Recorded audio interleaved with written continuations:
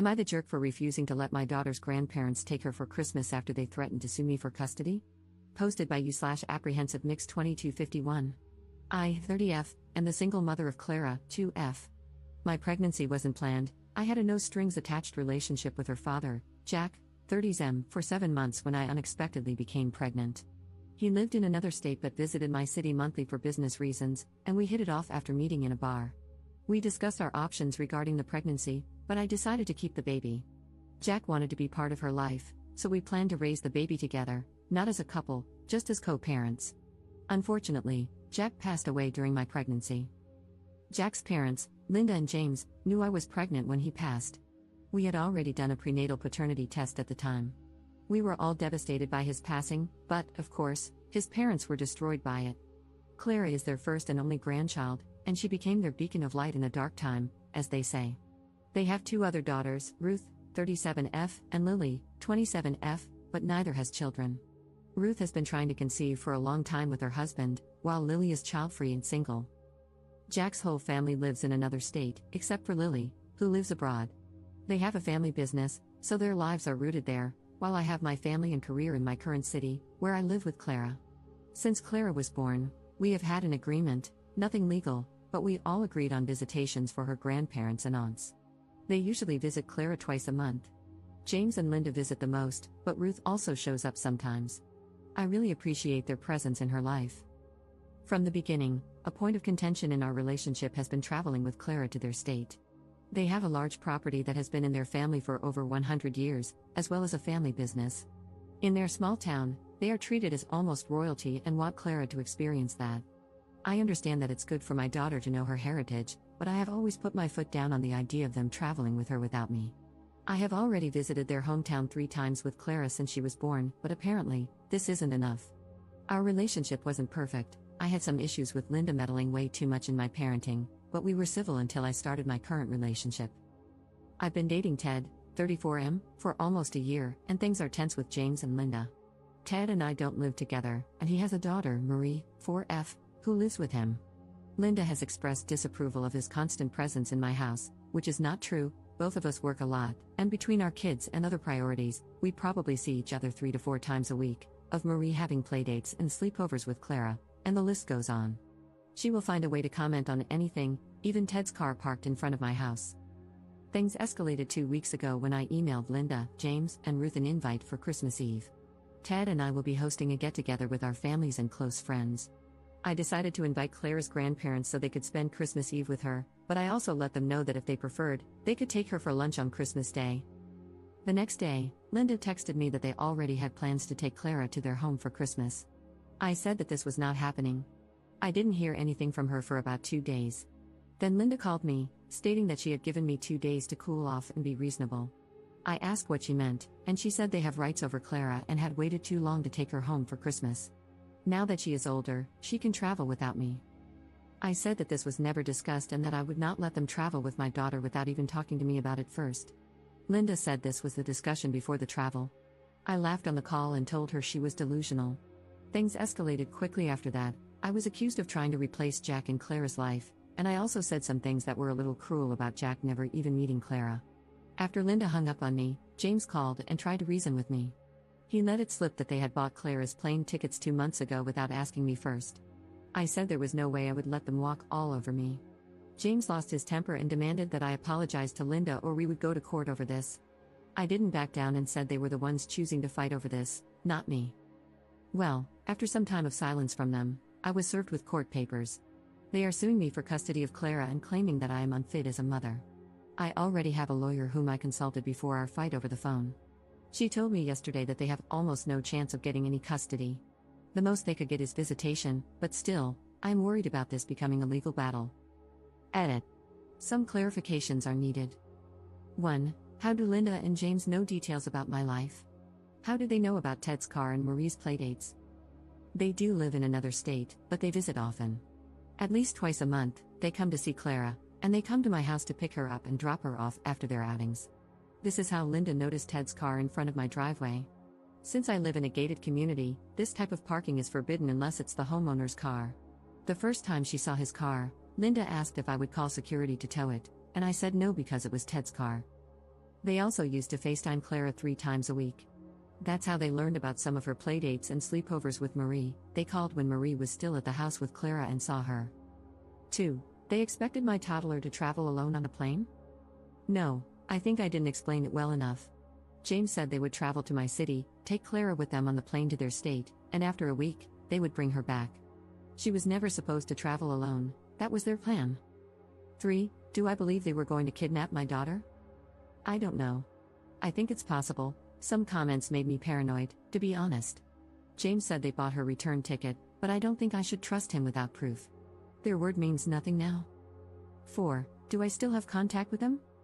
No, my lawyer advised me to cut all visits and video calls with Clara and only communicate with my daughter's grandparents through our lawyers. They are not blocked on my phone, but I will not answer any calls from them. If they text or email me, I'll forward it to my lawyer. Trust me, today was all about making an FU binder and documenting every little thing. Thank you so much for the advice, everyone. And don't worry too much, Clara and I live in a very secure community with cameras and armed security. Nobody will take her from me. Update 2 months later. Hey, I posted my story here a few months ago and was surprised by how quickly it blew up, not only on Reddit but also on other apps. I wasn't sure if I should post an update since I feared being doxxed. I also received a ton of hate through messages and from people reposting my story, bullying me, and wishing for me to lose custody of my daughter. Regarding the possibility of doxing, I talked to my lawyer and showed her my post. She said I could update as long as I kept the fake names and avoided sharing personal details. So far, no one in my life has discovered my post, which makes sense since English isn't our country's first language. More than 2 months have passed, and a lot has happened since then.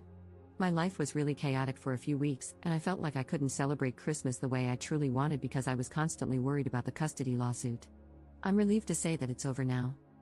To those worried about Clara, I thank you for being so kind. Clara is healthy and happy.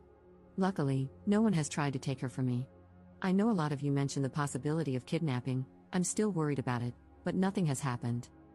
After I made my post, I spent several days working with my lawyer, my family, and even the home security company I hired to ensure Clara was safe. I made sure all my security cameras were working and gathered all the necessary documentation for court. My lawyer and I prepared extensive documentation about me and Clara and even obtained the visitation records from my gated community, which proved that Ted has never spent the night here. My family was very aware of my fears about kidnapping and made sure to always be around us. I have to thank you all for the incredible advice I received. I don't want to dwell too much on the haters because 90% of the comments and messages were truly kind and caring. I tried my best to listen to my lawyer and consider many of the things you all suggested to ensure our safety. Not only that, but I spoke with Clara's pediatrician, pediatric dentist, swimming teacher, and even my parents' church, where Clara sometimes attends kids' classes. They are all aware of the lawsuit and understand that no one should disclose any information about Clara or me under any circumstances. Everyone is on the same page, providing support and being understanding. Some people also advised me to speak with Clara's aunts to see if they were aware of the lawsuit and the possibility that their parents might try to take my daughter. I wasn't sure how to approach this, but my lawyer said I could try to communicate with them, only via text or email. Before I could do this, Lily, Jack's younger sister who lives in Europe, texted me to ask if I had received Clara's Christmas gifts that she had sent by mail. I saw this as an opportunity and wrote her a message explaining what was happening with her parents. Lily said she had no idea about the lawsuit or that they wanted to take Clara for Christmas and fly with her on a plane. She said she would speak with Ruth and ask her about it since Ruth had been very distant from their family group chat at the time. A day later, Lily and Ruth created a group chat to talk to me. They asked if we could have a video call, and I told them I needed to consult my lawyer first. My lawyer agreed to the call as long as they allowed me to record it to ensure nothing could be used against me. Both agreed, and we had a video call that turned out to be very enlightening. Ruth apologized for being absent from our lives over the past few months. She had been dealing with many personal issues but had happy news to share. She had gone through her 3rd round of IVF, and was now about 22 weeks pregnant with her first child. She had kept everything quiet, only she and her husband, Sam, knew about the IVF process and pregnancy. She explained that this was because Linda had put too much pressure and stress on her during previous IVF attempts. Ruth had been distancing herself from anything that raised her anxiety levels, and her mother was a major source of that anxiety.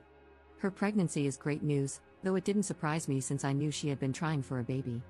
I'm happy she was finally able to conceive. Here, I have to explain that Linda is what people call a boy mom. She never got along with her daughters. I had an inkling about this, But since I wasn't close to them, I had no idea how bad the relationship really was. They just seemed distant, and James appeared to be closer to their daughters. Ruth swore that she didn't know about the lawsuit until Lily called her the day before. After that, she spoke with her dad and his best friend, who is a lawyer, to try to understand what was going on. She was surprised that James's friend didn't know anything about the lawsuit since he is usually the lawyer representing him. James, on the other hand, tried to divert the subject when Ruth asked, but she pressured him, and eventually, he folded and told her everything. James claimed that he didn't want to sue me, but Linda's mental health had deteriorated to the point that he feared for her well-being. The only thing that could get her out of bed was Clara and the thought of having her around. He ignored that this made Linda the one who was not fit to raise a child, not me. His plan was to pressure me with a lawsuit in order to make me accept a better visitation deal for them. They wanted more days with her and the ability to travel with her to their home multiple times a year. James never said that they wanted to keep her forever, but I do not trust his words. My trust is shattered. Ruth and Sam ripped into James for suing me over custody to manipulate me and for not forcing Linda to go to therapy. He said Linda didn't accept the idea of seeing a therapist because she was not crazy and said that she would not go under any circumstances. Ruth had to threaten James that if he didn't withdraw the lawsuit and get the help that both Linda and he needed, she would go no contact and resign from the family business. She was very worried about the idea of them doing the same to Sam in case she died and their child was left with her husband. James kind of broke after this and caved to Ruth's demands. After my call with Ruth and Lily, I was under the impression that the lawsuit would be terminated. Unfortunately, in my country, from the 20th of December until the 20th of January, the courts are on break and only deal with emergency cases. Mine wasn't. Their lawyer reached out to mine to discuss the end of the lawsuit and the drafting of a visitation agreement that the family court would approve. We agreed to work on this, but I would only sign any visitation agreement after they had withdrawn their lawsuit for custody and only if they agreed to follow my rules. From what I know, after being pressured by her whole family, Linda eventually accepted therapy and is now seeing both a psychiatrist and a therapist. She was diagnosed with depression and PTSD related to Jack's death.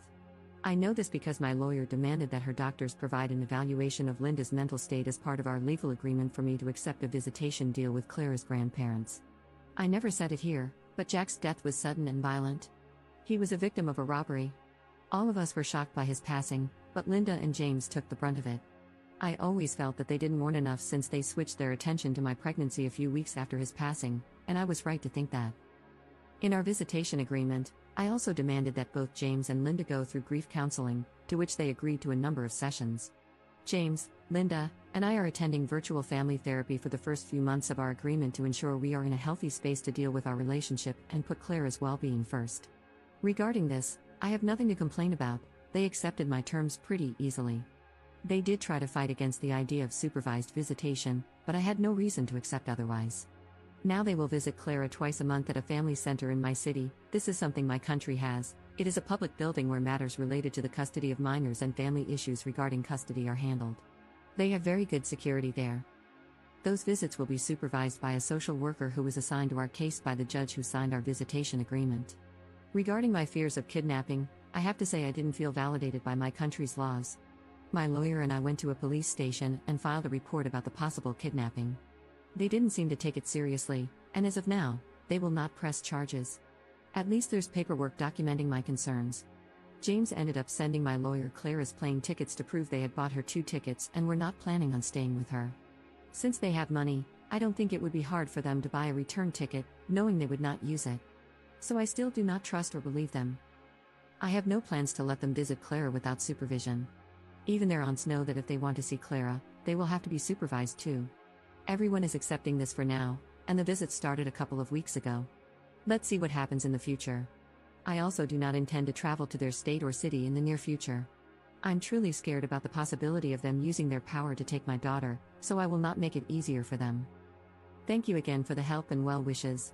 As of now, Clara and her mama bear are doing well and enjoying a couple of days that I took to spend quality time together and finally celebrate since our Christmas was very stressful. Relevant comments. Commenter. Did you have to give them visitation?